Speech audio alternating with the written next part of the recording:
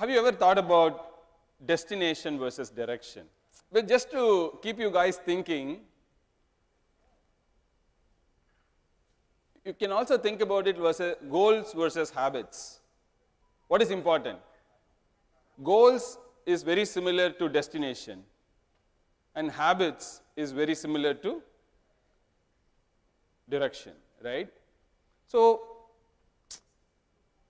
goals are good actually. You know, I don't want to demean goals in any way. Goals are good. But what is better is actually habits. Habits is actually way better than goals, right? So why is that? Simply because of two phenomena. I think I've sort of talked about it in some little close circles, at least in the among senior folks, right?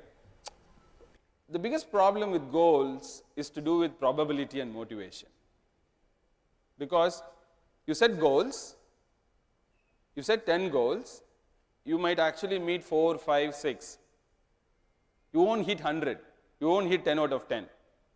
And when you don't hit 10 out of 10, you get demotivated, right? And you have to pull up yourself against the motivation. It's like working against gravity. So you're putting yourself into a little challenging situation. So, and hence that's why habits and direction is much more powerful when compared to destination and goals, right? And the beauty about habits is it's a lifestyle. That's the most powerful phenomena, right? Habits become part of your lifestyle. What that really means is that when you pick habits that integrate in your lifestyle, it becomes part of you. And it's never boring. It's never stressful. It's never challenging. It's enjoyable, right? It's part of your system. And that's really the way things work, right? I don't think any of you have thought about this fundamental concepts before about your life, right? And this is a bit much more fundamental, right? So, if you are, meaning this is a very popular Buddhist proverb, if you are facing in the right direction, all you have to do is keep walking. It's as simple as that, right? So all you need to do is point to the right direction and just keep walking. If you know you're pointing to the right direction, all you have to do is just keep walking, right? Now, it might sound like, hey, is it like if you don't have goals or you don't have destination, you're lacking commitment? No. Having commitment is not in conflict with picking direction over destination or picking habits over goals, right? Now, one of the things you might have heard about is fail fast, right? But what is important than fail fast? It's actually fail forward. What is more important and more powerful than fail fast is actually fail forward. And that's why direction is important than destination, because destination is somewhat similar to fail fast, right? You might end up in a demotivated situation. So if you go on a direction and a habit, you continuously fail forward. And you fail forward, the beauty about fail forward is you're left with phenomenal experience. And at the end of the day, what really matters is the experience in the world. If you really think about it, everything in the world finally boils down to experience, right? Now, if there are Christians in the crowd, you will know this is gospel. Actual gospel is, Lord is my shepherd, and I lack nothing, right? But I actually changed it to, nature is my shepherd, and I lack nothing because I'm not able to relate to God. So the thing is, if you have this phenomena in your mind, you'll be able to pick a direction and keep walking, right? And for some of you will be wondering, what is nature?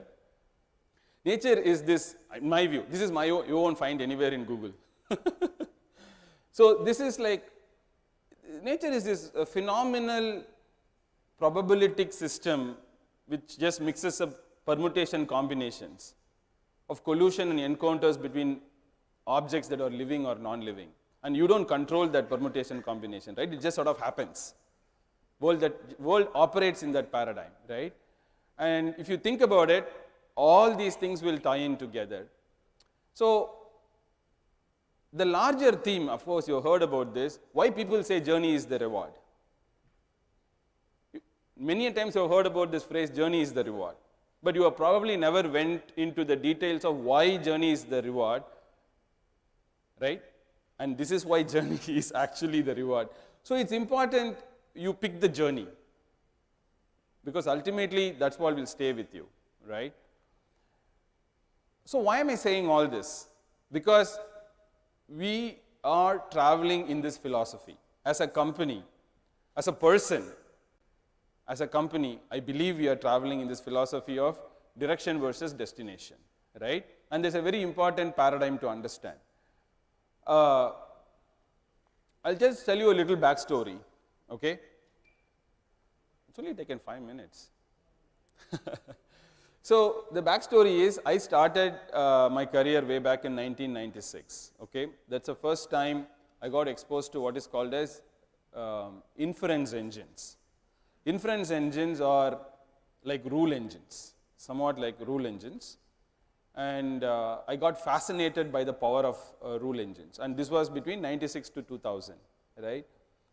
And in 2000, I joined another company. So my first company, for some of you who haven't probably followed me, is called Hewlett-Packard, HP. And then I worked for another company called Selectica. It's a Silicon Valley-based company.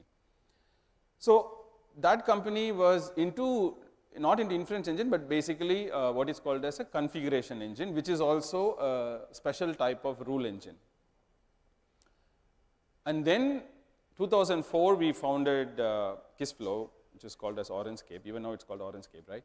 So the idea was to take rule-based computing, which is the last 8 years of the space that I worked on, from 96 to 2004, to masses, right? To how do we take democratized rule-based computing and take it to the whole world, right? And in that journey, we spent 2004 to 2008, we built the first version of the product, which is Dimension, right? And we made moderately successful. Actually, we were reasonably successful, because at that time we had probably some 50 or so customers in India, but all our enterprise customers. We have Unilever, we had Nestle, we have all the big brands in India you can imagine, right? But then that success was not that much enough for us. So we went after the next iteration, right? Then we built a cloud-based environment between 2008 and 2012.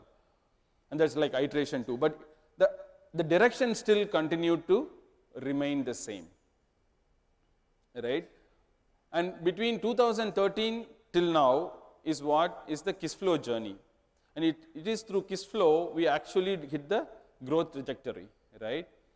At one point when we became really successful with our Kissflow version, we hit 160 countries where customers were starting to use Kissflow. And I rewinded back and say, hey, you wanted to democratize rule-based computing to masses, and here we are at 160 countries, right? And we felt that's a milestone, and that's a milestone, right? So this is a classic story of keeping at the direction. Once you pick the direction, keep walking, right? And eventually you will get to a destination. And you never know what destinations you will hit. And the beauty of picking the direction over destination is you might find something completely unexpected, exhilarating, which you never planned for, right? That's the beauty of direction versus destination. And most of the time, destinations will end up with demotivations, right? Directions will give you peace, comfort, and calm, and enjoy, and you can enjoy, be happy, right? All of that comes along with direction. So, and that's where we are right now. So we hit that number, and we are right now trying to pivot from here into something even bigger, but in the same direction. We don't know what is the destination we are going toward, but we know it's a direction that we are going forward is very, very clear. right? And I look forward to seeing you all three months from now. Thank you very much. Have fun, guys.